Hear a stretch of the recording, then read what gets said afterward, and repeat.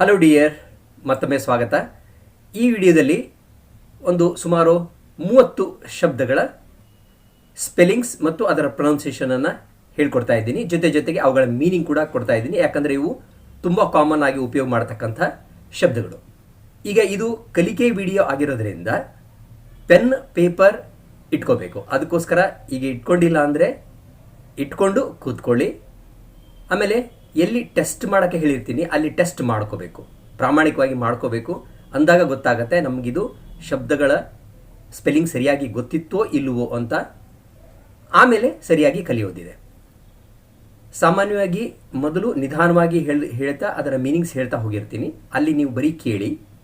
ಆಮೇಲೆ ಸ್ಪೀಡಾಗಿ ಮತ್ತೊಂದು ಸಾರಿ ಪ್ರೊನೌನ್ಸಿಯೇಷನ್ ಬರ್ತಾ ಹೋಗುತ್ತೆ, ಓದ್ತಾ ಹೋಗ್ತೀನಿ.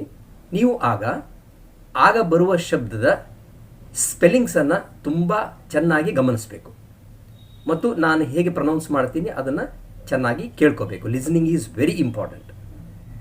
ಆಮೇಲೆ ಇವುಗಳನ್ನೆಲ್ಲ ಬರೆದುಕೊಂಡು ನೀವು ಓದಿ ಪ್ರಾಕ್ಟೀಸ್ ಮಾಡ್ಕೋಬೇಕು.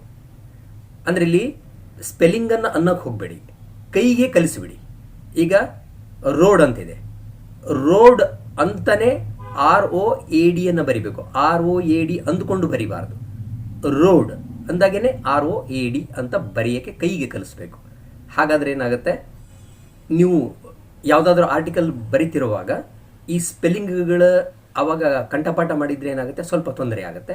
ಅದಕ್ಕೆ ಕೈಗೆ ಕಲಿಸ್ಬಿಡೋದು ಬಹಳ ಒಳ್ಳೆಯದು. ಓಕೆ, ರೆಡಿ ಇದ್ದೀರಾ ಇವಾಗ? ಓಕೆ, ಈಗ ಸ್ಟಾರ್ಟ್ ಮಾಡೋಣ ಬನ್ನಿ. ಇಲ್ಲಿ 2 ಇಂಗ್ಲಿಷ್ ವಾಕ್ಯಗಳನ್ನು ಕನ್ನಡದ ಅಕ್ಷರಗಳಲ್ಲಿ ಬರೆಯಲಾಗಿದೆ.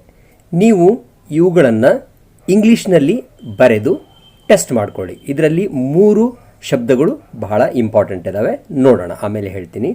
Plastic items float in the water. Hoarding leads to soaring of prices.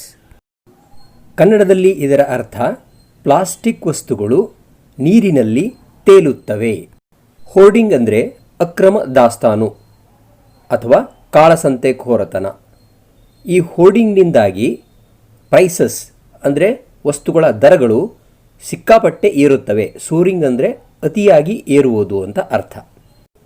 ಈಗ ಇಲ್ಲಿ ವಿಡಿಯೋ ನಿಲ್ಲಿಸಿ ಈ 2 ಇಂಗ್ಲೀಷ್ ವಾಕ್ಯಗಳನ್ನು ನೀವು ಬರೀರಿ. ಸ್ಪೆಲ್ಲಿಂಗು ಏನಾಗುತ್ತೆ ಅಂತ ಮುಂದೆ ನೋಡ್ಕೋಬೇಕು. ಈ ವಾಕ್ಯಗಳಲ್ಲಿ 3 ಶಬ್ದಗಳು ಬಹಳ ಇಂಪಾರ್ಟೆಂಟ್ ಅಂತ ಹೇಳಿದೆ. ಅದು ಮೊದಲನೇದು ಫ್ಲೋಟ್ ಅಂತಕ್ಕಂಥದ್ದು. ನೀವು ಸರಿಯಾಗಿ ಇದರ ಸ್ಪೆಲ್ಲಿಂಗ್ ಬರೆದಿದ್ದೀರಾ ನೋಡ್ಕೊಳ್ಳಿ. ಆಮೇಲೆ ಹೋರ್ಡಿಂಗ್, ಆಮೇಲೆ ಸೋರಿಂಗ್. ಇದಕ್ಕೆ ಮುಂಚೆ ನೀವು ಈ 3 ಶಬ್ದಗಳ ಸ್ಪೆಲ್ಲಿಂಗನ್ನು ಕಲಿದೇ ಇದ್ದರೆ ಇವುಗಳನ್ನು ತಪ್ಪು ಮಾಡಿರ್ತೀರಿ. ಅದಕ್ಕೋಸ್ಕರ ಇಂಥವೇ ಶಬ್ದಗಳನ್ನು ಈ ವಿಡಿಯೋದಲ್ಲಿ ಹೇಳ್ಕೊಡ್ತಾ ಇದ್ದೀನಿ. ರಾಡ್, ರೋಡ್ ಅಂದರೆ ರಸ್ತೆ. ಇನ್ನೊಂದು ಶಬ್ದ ಇದೆ RODE, ಇದು ಕೂಡ ರೋಡ್. ಇದು ರೈಡ್ ಶಬ್ದದ ಪಾಸ್ಟ್ ಟೆನ್ಸ್. ಇದು ಸಾಪ್ ಅಂದರೆ ಖರೀದಿ ಮಾಡುವಾಗ ಯಾವುದಾದ್ರೂ ಒಂದು ಕನ್ಸೆಷನ್ ಆಗಲಿ ಅಥವಾ ಒಂದು ಗಿಫ್ಟ್ ಆಗಲಿ ಕೊಡ್ತಾರಲ್ಲ ಸಣ್ಣದು, ಅದನ್ನು ಸಾಪ್ ಅಂತ ಹೇಳ್ತೀವಿ. ಎರಡನೇದು ಸೋಪ್ ಅಂದರೆ ಸಾಬೂನು ಅಂತ. ಗಾಟ್, ಗೆಟ್ ಶಬ್ದದ ಪಾಸ್ಟ್ ಟೆನ್ಸ್ ಇದು. ಇದು ಗೋಟ್ ಅಂದರೆ ಮೇಕೆ. ಕಾಟ್, ಕೋಟ್. CAUGHT, ಕಾಟ್ ಅಂತೀವಿ ಇದಕ್ಕೆ. ಇದು ಕ್ಯಾಚ್ ಪದದ ಪಾಸ್ಟ್ ಟೆನ್ಸ್. Boat, bore. ಈ ಪದ ಕೂಡ ಬೋರ್ ಅಂದರೆ ಬೇಜಾರು ಅಥವಾ ರಂಧ್ರ ಅಂದರೆ ಬೋರ್ವೆಲ್ ಅಂತೀವಲ್ಲ, ಆ ಬೋರ್ ಇದು. ಕೋಲ್, ಕಲ್ಲಿದ್ದಿಲು. ಗೋಲ್, ಗುರಿ. ರೋರ್, ಘರ್ಜಿಸು. ಸೋರ್, ತೀವ್ರವಾಗಿ ಹೆಚ್ಚಳವಾಗು. ಸೋರ್ ಅಂದರೆ ಹುಣ್ಣು. ಸಾರ್ ಅಂದರೆ ಹುಳಿ. ಬೂಸ್ಟ್, ತನ್ನನ್ನು ತಾನೇ ಹೊಗಳಿಕೊಳ್ಳುವುದು. ಬೂಸ್ಟ್, ಸೇಮ್ ಪ್ರೊನೌನ್ಸಿಯೇಷನ್. ಬೂಸ್ಟ್ ಅಂದರೆ ಹೆಚ್ಚಳ ಮಾಡು, ಹೆಚ್ಚಿಗೆ ಮಾಡು. ಟೋಸ್ಟ್, ಬ್ರೆಡ್ ಪೀಸನ್ನು ಆಚೆ ಈಚೆಗೆ ಬಿಸಿ ಮಾಡ್ತೀವಲ್ಲ ಅದನ್ನು ಟೋಸ್ಟ್ ಅಂತಾರೆ. ಇನ್ನೊಂದು ಅರ್ಥದಲ್ಲಿ ಪಾರ್ಟಿ ಅಂತ ಕೂಡ ಆಗುತ್ತೆ. ಓಕ್ ಇದು ಒಂದು ಥರದ ಮರ, ಗಿಡ. ಸೋಕ್ ನೀರಿನಲ್ಲಿ ನೆನೆಸಿಡು ಅಂತ ಅರ್ಥ. ಓಟ್ ಇದು ಒಂದು ಧಾನ್ಯ, ಸಿರಿಧಾನ್ಯ. ಓತ್ ಪ್ರಮಾಣ ಮಾಡು, ಆಣೆ ಮಾಡು. ಟಾಡ್ ಲೋಡ್, ಲೋಡ್ ಅಂದರೆ ಭಾರ. ಆಟದಲ್ಲಿ ಟ್ರೈನಿಂಗ್ ಕೊಡುವ ಅಂತ ಹೇಳ್ತಾರಲ್ಲ ಅದು. ಆಮೇಲೆ ಕೋಚಿಂಗ್ ಕ್ಲಾಸ್ ಅಂತ ಅಂತೀವಲ್ಲ ಅದೇ, ಅದು COACHING ಅಂತ. ಫ್ಲೋಟ್ ಅಂದರೆ ತೇಲುವುದು. ಥ್ರೋಟ್ ಗಂಟಲು. ಬೋರ್ಡ್ ಶಾಲೆಯಲ್ಲಿ ನಿತ್ಯ ನಿಮ್ಮ ಎದುರಿಗೆ ಇರುತ್ತಲ್ಲ ಅದು. ಬ್ರಾಡ್ ಅಗಲವಾದ. ಕಾಕ್ರೋಚ್ ನೋಡಿ ಸ್ಪೆಲ್ಲಿಂಗ್ ಹೇಗಿದೆ ಇದು.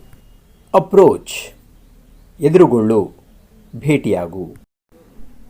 ಎನ್ಕ್ರೋಚ್ ಬಲವಂತವಾಗಿ ಒಬ್ಬರ ಜಾಗವನ್ನು ಅತಿಕ್ರಮಿಸುವುದು, ಆಕ್ರಮಿಸಿಕೊಳ್ಳುವುದು. Oak, oath, oat. Road, roar, roam. Goal, ಗೋಟ್.